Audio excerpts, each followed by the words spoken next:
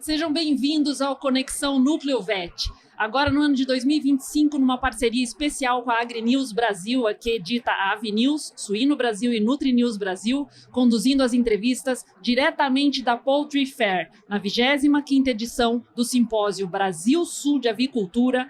Eu estou com o Pedro Deineca, ele é consultor internacional de commodities da MD Commodities. Seja bem-vindo, Pedro. Muito obrigado. Obrigado pelo convite de estar aqui com vocês. E eu tenho aqui ao meu lado o Luiz Henrique Kessler, que é trade da Cooper Alpha, que vai nos apoiar nessa conversa. Seja bem-vindo, Luiz. Obrigado pela oportunidade de estar aqui, a gente trocar algumas experiências e algumas opções e soluções para aquilo que a gente tem trabalhado no dia a dia. Pedro, você acompanha o mercado diretamente de Chicago, no centro das decisões globais sobre commodities. Com o tarifaço recém-anunciado pelo presidente Trump, atingindo inclusive o Brasil, quais movimentações você já percebe entre os grandes compradores e a gente pode esperar um redirecionamento no fluxo de exportações com riscos ou oportunidades para o Brasil? Excelente, eu acho que esse é um ponto que a gente precisa realmente destacar, né? Porque existem algumas teorias aí que, na minha visão, na nossa visão, são falhas. Por exemplo, vamos destacar o caso da soja. Obviamente, com o relacionamento comercial entre China e Estados Unidos agora muito mais tenso, certo? E a gente vem falando para os nossos clientes desde que o Trump foi reeleito, né? Havia uma certa esperança que o Trump ia pegar mais leve. Eu falei, não, pessoal, a situação vai ficar pior antes dela ficar melhor. Por quê? Tudo aquilo que eu até mencionei na palestra, os Estados Unidos têm as cartas na mão, eles realmente querem trazer um pouco mais de equilíbrio, né? Os produtos americanos tarifados ao redor do mundo, e tem outros problemas, certo, no relacionamento entre China e Estados Unidos, que acabam sendo aí, acabam vindo à tona, digamos assim, através dessa tão chamada guerra comercial. Eu não gosto de chamar de guerra, é um atrito comercial. Porém, vamos lá voltar à pergunta, falar da soja especificamente.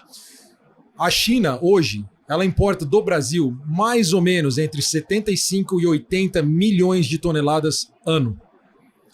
Dos Estados Unidos, a China raramente consegue importar mais do que 20 milhões de toneladas. Se importa mais do que isso, é 22, 23. Houve alguns anos que chegou a ter 25 milhões de toneladas. Então, quando você pega o total de importação chinesa de soja, vamos falar aí um número próximo a 100 milhões, 105 milhões de toneladas. Destas, ela já está comprando 80 milhões do Brasil, certo? E hoje nós não temos ainda uma realidade onde a China pode simplesmente falar, olha, eu não preciso mais de você, Estados Unidos.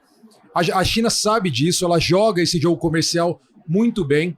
Não se surpreendam. Vamos gravar aqui isso aqui, pessoal que está assistindo, está escutando.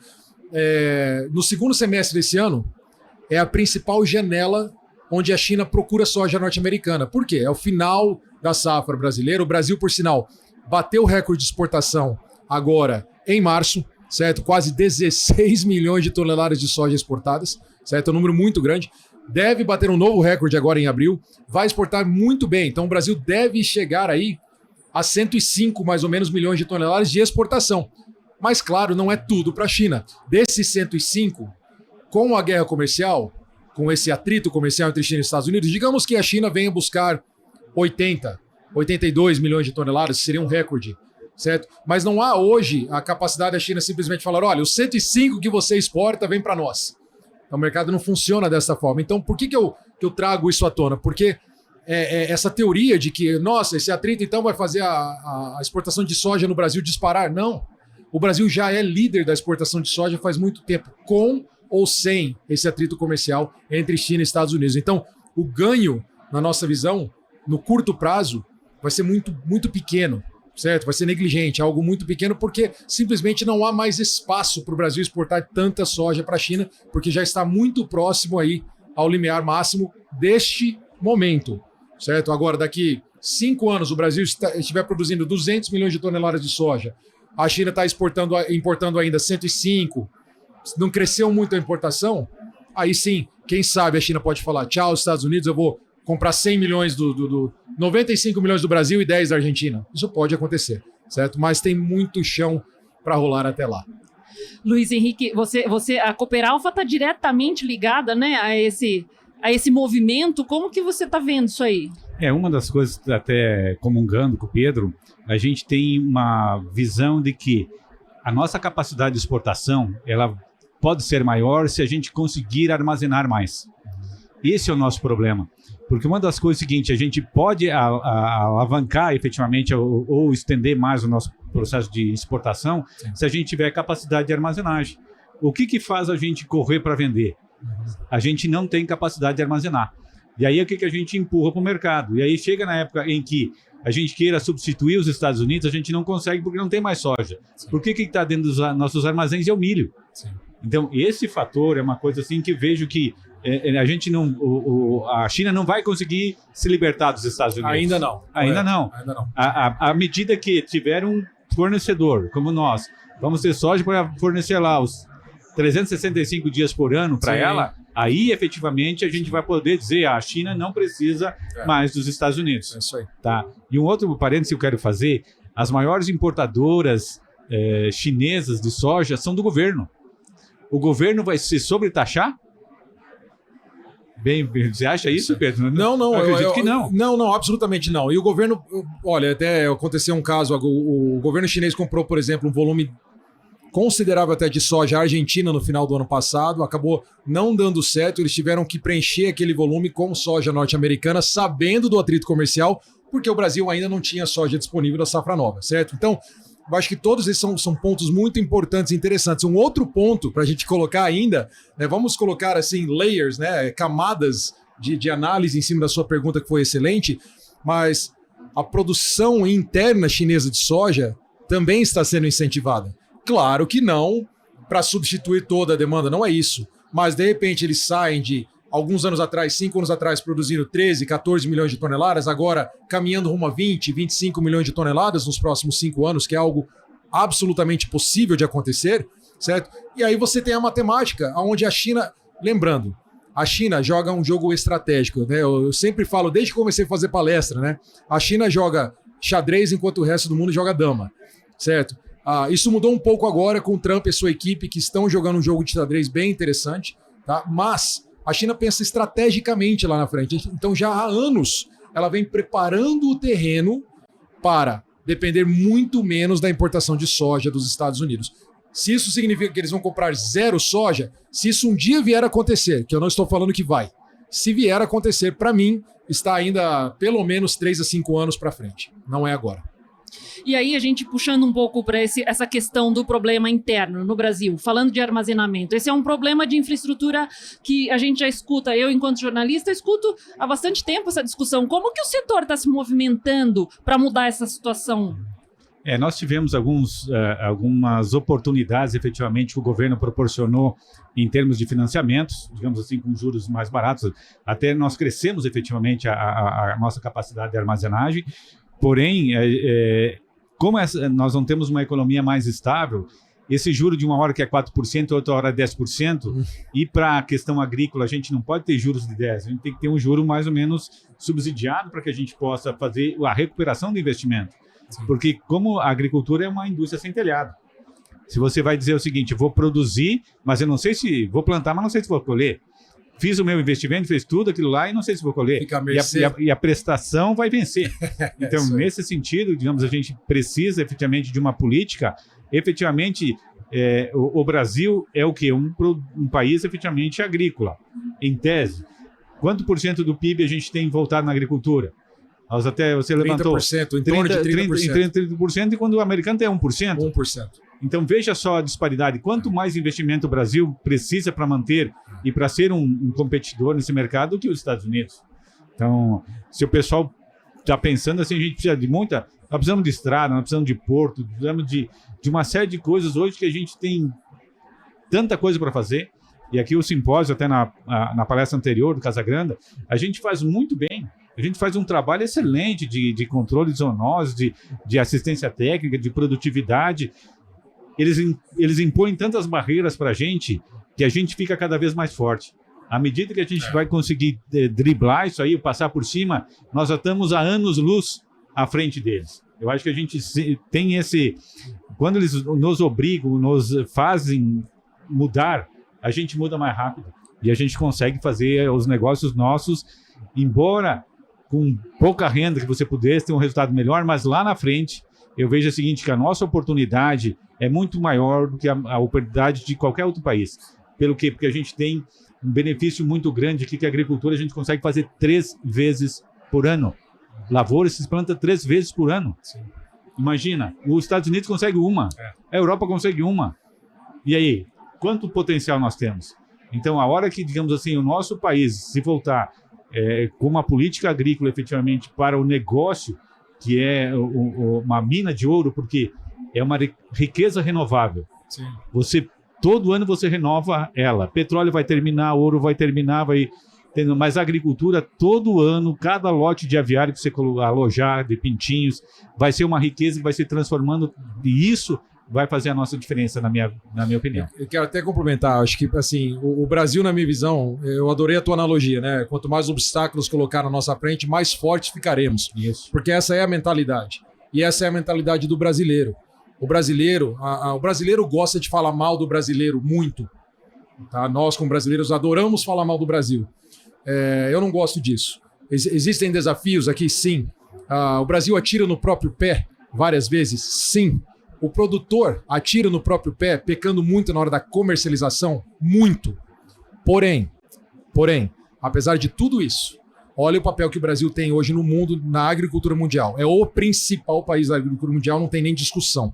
Certo? Então, você chega com essa mentalidade. Quanto mais obstáculos a gente tiver que ultrapassar ao longo do caminho, nós ficaremos mais fortes, porque quando os obstáculos caírem, nós estaremos anos-luz à frente. Então, eu realmente sou muito autista, que eu falo, muito otimista quanto ao Brasil. O Brasil só precisa parar de atirar no próprio pé. E fazendo isso, que é exatamente o que você estava falando, né, de incentivar o business, o lado de negócios, porque o Brasil faz o que faz atirando no pé. Imagina se não estiver atirando no próprio pé, certo? E claro que não é tudo ruim. O Brasil chegou onde está hoje com muita coisa boa ao longo do caminho, mas o produtor brasileiro é empreendedor. É um empreendedor nato, é absolutamente fantástico de observar. Eu falo para os americanos não têm a mínima ideia. Eles acham que entendem o que está acontecendo no Brasil, mas não entendem. É uma revolução, certo? Então, assim, eu sou muito otimista quanto ao Brasil, quanto ao futuro do Brasil, mesmo com os Estados Unidos mais forte, potencialmente, reindustrialização dos Estados Unidos, tudo isso, mas a agricultura brasileira, para mim, agora, armazenagem e comercialização. O produtor precisa aprender a comercializar, porque um dos problemas não é só não ter espaço de armazenagem. Um dos problemas é que o produtor geralmente escolhe o pior momento para vender. Ele vende quando ele tem que vender, não quando ele pode vender. Ele espera até o momento onde, eu preciso de fluxo de caixa, eu não tenho espaço para armazenar, tá entrando milho, eu vou vender agora. Esse é o pior momento, porque você está na mão do comprador. Então ela, produtora, tem que aprender a utilizar as ferramentas do mercado de uma forma responsável, fazer a gestão de risco para conseguir lucrar, mesmo em ciclos de baixa e também em ciclos de alta, claro, certo? Mas não ficar nessa de ficar tão à mercê do que acontece lá em Chicago, entendeu? Ou do que acontece com o preço no dia que você tem que vender. Isso não pode acontecer também. E o que você acha que falta para ele ter a percepção desse time correto? É uma assessoria adequada? Ou é experiência? É um pouco de tudo, é profissionalismo. Eu acho que assim, o produtor ele investe muito da porteira para dentro. O produtor brasileiro é o melhor produtor do planeta, não tem nem discussão disso. Certo? Quantas vezes a gente não vê o pessoal vai para os Estados Unidos agora, né, em visitas, Sim. Vocês chegam lá e vocês falam, cara, mas... Isso aqui nós fizemos melhor. Exatamente. Isso aqui nós fizemos melhor. Exatamente. Certo? Isso mudou, vamos dizer, nos últimos 10 anos para cá, principalmente, tá? O Brasil disparado. Mas o foco é muito mais da porteira para dentro do que da porteira para fora. É uma coisa que a gente conversa muito na MD, né? Eu e meu sócio Ismael, a gente fala, poxa, é muito fácil você perder 5%, 10% na comercialização. Num piscar de olhos você perde, certo? Quanto de trabalho você não precisa para ganhar 5% numa produtividade? Você está entendendo? Então é até natural que o produtor vai investir mais para tentar ganhar aquela produtividade, eficiência, mas você não pode esquecer do principal outro fator, que não adianta nada produzir bem e vender mal. É um fator que eu vejo que é importante, que talvez mude o pensamento, é que o produtor não pense no preço. Ele tem que pensar no valor. Qual é o valor que o meu produto tem? É isso aí. Qual é a relação de troca que eu consigo com aquilo que eu tenho na mão? Porque ele vai, com isso, poder saber se é hora de comprar, se é hora de fazer um negócio, e não deixar, como já o Pedro comentou, digamos, deixar para aquele momento quando não tem um armazém, vai entrar a próxima safra, vai vencer a prestação do trator, vai vencer o financiamento do banco, ou vai vencer a conta lá na cooperativa, dele aí ele pensa em comercializar. Então, à medida que os contratos de futuros, que muitos estão já caminhando, mas ele ainda é muito incipiente, o produtor, digamos assim, ele tem medo de perder no contrato futuro. Sim.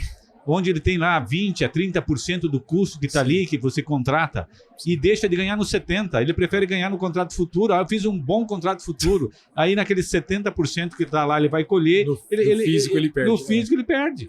Então, falta essa compreensão, né, do hedge. Isso. Ele entender que o hedge é isso. Você vai ganhar numa ponta, perder na outra.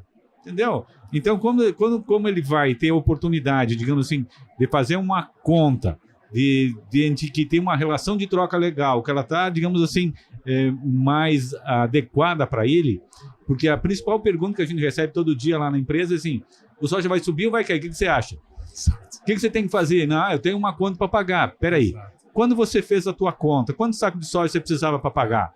Precisava de 1.000 sacos. E hoje, quantos sacos você precisa? 800, já devia ter vendido. Agora 1.200, espera aí, então vou esperar um pouquinho. Sim. Agora, com 800 sacos, faz o negócio, porque é o valor que você agrega no teu produto que faz a diferença. É isso aí.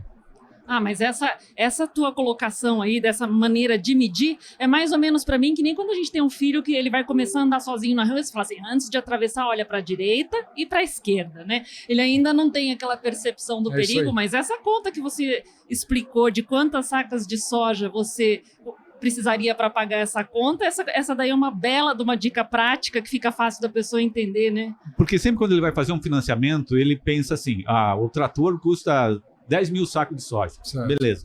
Todo ano eu tenho que ter, vou fazer isso em 5 anos, cada ano eu tenho que ter 2.000 sacos de soja. Ele já sabe que 2.000 sacos de soja é a conta dele. À medida que ele tiver lá, a prestação vai vencer em abril.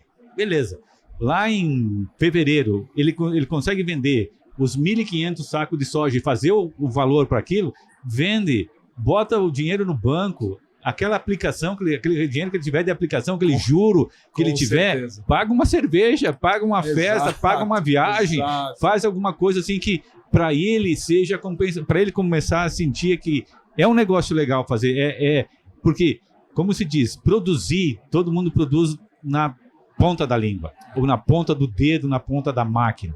Agora, o administrar o seu negócio, fazer a comercialização na hora certa, é que é a grande dificuldade que a gente tem. O produtor espera colher, espera fazer e tal, para daí ele tomar a decisão dele. Então, é uma coisa assim que a gente precisa... Não deixe para vender quando você tem que vender. É basicamente isso. Aí. Não faça isso. Trabalhos... O mercado tem sazonalidades.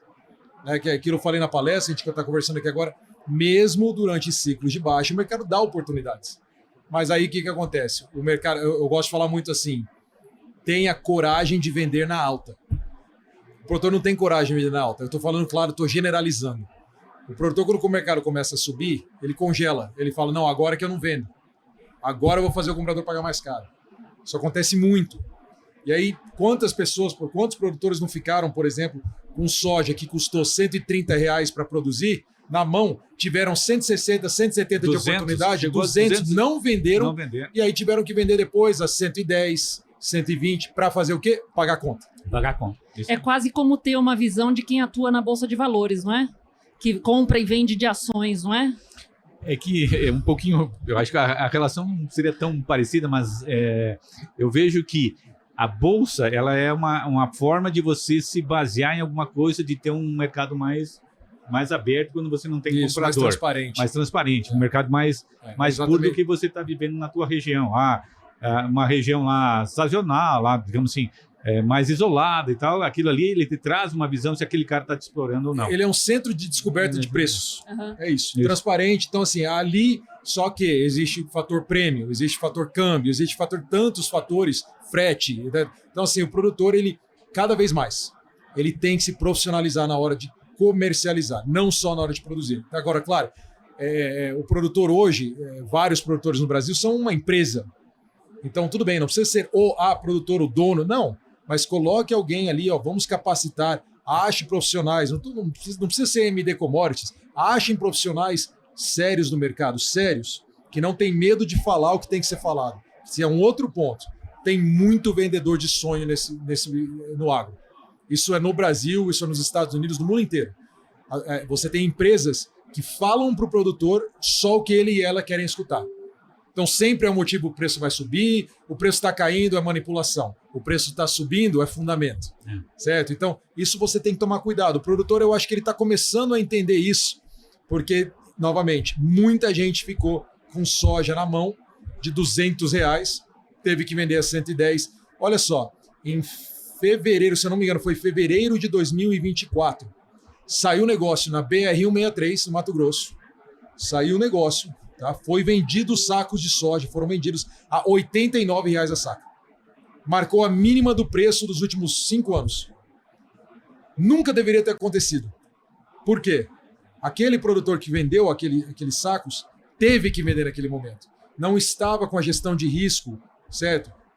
Feita da forma correta, aonde você, na hora de fazer a gestão de risco, utilizar as ferramentas que o mercado te dá, você coloca o luxo da paciência no seu negócio. Você pode esperar para vender no momento mais propício, porque o mercado trabalha em ciclos, certo? Então, mesmo durante ciclos de baixa, dá 2 semanas de seca nos Estados Unidos agora em julho, o que vai acontecer com o preço? Vai subir, certo? E então o produtor pode escolher esses momentos, né? Mas é bem complexo, tá? Assim, a gente tenta simplificar, às vezes, não é que é simples, mas não é.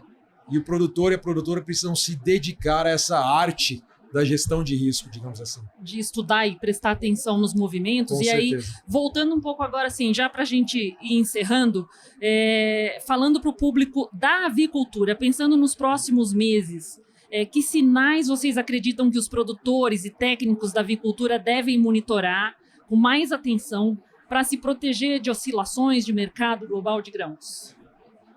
Eu vejo assim, a questão como a grande parte da avicultura é verticalizada, digamos assim, a gente vê já as empresas como Aurora, BRF, JBS e as outras aí, digamos, já se programando para frente, olhando um pouquinho mais para frente.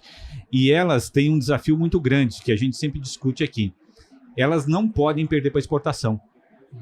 Elas não podem, se vão tratar exclusivamente de Santa Catarina. Santa Catarina é um estado exímio importador de milho. Se as empresas daqui não fizerem o seu dever de casa, não se programar, não se antecipar e deixar, o milho vai cair, certo? E deixar a coisa muitas vezes acontecer, aí o que é? A exportação vem e leva embora, e aí quando precisa, ele tem que pagar dobrado. Então, o grande desafio, claro que isso a gente está falando, é uma coisa fácil de falar, difícil de fazer. Difícil de fazer. Mas, porém, tem que se buscar algumas ferramentas, algumas coisas em que as empresas possam lançar as opções. Fazer opções. Olha, eu tenho uma opção aqui para fazer lá na frente de um valor X, garantido, vai me garantir a produção, vai me garantir, digamos assim, eu vou ter um custo já pré-definido, a coisa. Então, eu vejo que nessa parte, assim, o principal fator de gestão é milho. Farelo de soja, a gente vai ter muito farelo de soja. Por que a gente vai ter muito farelo de soja? Porque a gente vai ter muita gente entrando no biodiesel. Então, pessoal, o foco é óleo e o farelo vai ser o patinho feio. A sobra, o patinho feio da indústria. Sim. E com isso, que é o fator, digamos assim, hoje de 23%, 24%, até 27% da formulação de ração, é farelo de soja, agora 70% é milho. Eu acho que a empresa, a indústria, para ela, digamos assim, dar um conforto para ela mesma, para dar uma segurança para o produtor, para dizer assim que não vai ter problema, digamos assim, porque queira ou não queira, do couro sai a correia. Sim. Não vamos dizer assim, se o custo vai estourar, que ele vai poder remunerar o produtor uma beiradinha a mais. Certo. Não dá, porque senão você quebra o teu negócio. Então a gente tem que ter eu acho que as empresas sempre têm que estar muito ligadas nessa questão, principalmente do milho, e de se antever. E também buscar junto essa questão que eu falei antes da armazenagem. para que a gente possa guardar.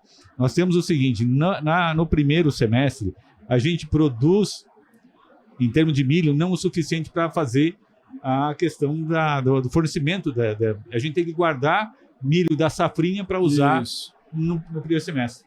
Então, se a gente não está aí com isso bem preparado, e nós precisamos, então, de políticas para que a gente aumente essa questão da armazenagem e também de opções das empresas para que os produtores possam receber um preço digno e produzir. Porque senão o que acontece? A soja subiu, o cara esquece o milho e vai para a soja. A soja caiu, esquece a soja e vai para o milho.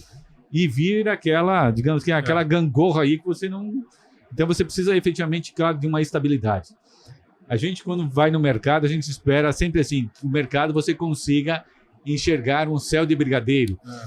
Ou seja, sem um mar revolto que a gente está vivendo hoje. Aí a gente sempre tem que estar preparado para as duas opções. Eu vejo que uma questão de fornecimento de opções de mercados de futuro para milho e também de armazenagem, eu acho que é fundamental para a gente solucionar alguns problemas aí. O ponto é, pense exatamente o oposto que a gente acabou de falar da comercialização do produtor, certo? O comprador precisa fazer exatamente o oposto. Então, se eu falei aqui agora há pouco, o produtor ele não tem coragem de vender na alta. Ele quer na alta, ele aí segura mais, é que nem a gente está conversando aqui agora. O comprador muitas vezes fica confortável, senta na cadeira, agora é baixa no preço, os Estados Unidos vai produzir 400 milhões de toneladas, com quebra vai produzir 370, é muito milho, o milho tem que cair. E fica nessa posição confortável sem fazer o quê? A gestão de risco. Aí o que acontece? Estoura uma guerra inesperada em algum lugar, igual aconteceu em 2022. Voltando em 2022, ninguém no planeta acreditava que haveria a invasão da Ucrânia naquele momento, certo? Aconteceu. E aí explodiu o preço de trigo, o preço de milho. O que acontece? Compradores aí ficaram, sem saber o que fazer naquele momento, porque não tinham gestão, certo? Então você acaba perseguindo preços muito mais altos, né? Então é a mesma situação do produtor, que não vende, dá uma super safra, aí fica vendendo um em cima do outro durante o período de colheita e leva o preço muito mais abaixo do que deveria estar devido a fundamentos. Então, acho que esse ponto da gestão de risco funciona dos dois lados. É exatamente isso. Ainda mais uma empresa, certo? Que você tem todo um departamento de gestão de risco dedicado para isso, você passar por um momento onde a sua margem, que nem você falou, esquece o preço. Está dando margem boa? Eu posso travar a minha margem de lucro para os próximos 6, 12, 18 meses, utilizando ferramentas do mercado? Por que não fazer? Por que ficar esperando? O preço pode cair ainda mais lá na frente? Pode, ótimo. Se cair, eu protejo mais 6, 12, 18 meses para frente.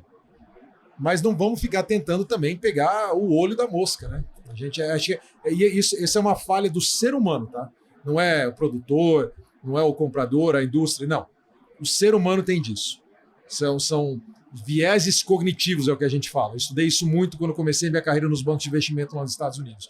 Então, a gente estudou muito para entender os vieses cognitivos dos investidores. Porque não adianta nada você sentar com investidores para tentar ajudá-los. Você tem que ler o perfil psicológico deles e entender, essa pessoa que vai ter um viés X, essa vai ter um viés Y. E é o seu trabalho ajudá-las a enxergar aquele viés e trabalhar em cima de objetividade, transparência, certo? E, claro, sempre com gestão de risco, em primeiro lugar, não pensando o quanto... mas se eu esperar mais, eu vou ganhar muito. Tá dando margem, vai lá, trava. Preze pela prosperidade e longevidade do seu negócio. É isso. Meninos, gostei muito da conversa com vocês. Vocês são bons, hein? Se fosse meu filho, eu estava orgulhoso. Obrigada por aceitar o nosso convite. Uma mensagem final, cada um, para os nossos ouvintes. Eu agradeço a oportunidade que a gente tem de estar aqui. Sempre, digamos assim, quanto mais a gente fala desse assunto, mais a gente se apaixona por ele. Isso é algo, digamos, que está dentro da gente quando faz o trade, quando faz em que você não tem um dia igual ao outro. E a oportunidade de estar falando isso, de colocar o conhecimento da gente para os outros é fundamental para que a gente desenvolva mais. Porque quanto mais a gente ensina, mais a gente aprende. Amém. Amém. Repetir o que ele falou e também nós somos abençoados de ter paixão pelo que a gente faz, né? Tem muita gente que tem que trabalhar e odeia o que faz. E o trabalho para nós quase não parece trabalho. A gente pode ficar aqui mais 2 horas conversando porque é algo que nem você falou. A melhor forma de aprender é ensinando. certo? Então você, na hora de preparar uma palestra, na hora de você bater um papo, você vai, eu sempre falo nas viagens que eu faço, né? O pessoal me contrata para vir ensinar, mas eu saio com uma bagagem de conhecimento muito maior, porque é num bate-papo aqui, no outro bate-papo ali, escutando. Então, assim, é fascinante. Você falou, um dia diferente do outro. Se você acha que tem mesmice no nosso trabalho, não existe. Não existe. Certo? Então, é uma bênção realmente fazer parte disso e poder compartilhar aí esse conhecimento que a gente vai adquirindo ao longo do caminho e também adquirindo conhecimento de todos vocês que estão aí escutando, compartilhando mensagens com a gente nesses eventos aí maravilhosos como esse. Então, obrigado pelo convite. Pedro, se não tem mesmice no trabalho de vocês, imagina no meu, que sou jornalista e vou fazer todas as entrevistas do evento, 3 dias de evento. É verdade. Todos os assuntos. Não dá para parar, não dá para aí. parar, hein? Isso Eu aí. sou muito grata pela oportunidade de estar com vocês, Obrigado. absorvendo mais informação, aprendendo, melhorando. Agradeço muito ao Nucleovet pela oportunidade que deu à AgriNews de fazer essa parceria, de conduzir as entrevistas do Conexão Nucleovet dentro de eventos que são tão considerados no setor. Não esquece de se inscrever no canal @Nucleovet no YouTube, @AgriNewsPlay também no YouTube, para acompanhar as notícias mais importantes do setor. Muito obrigada.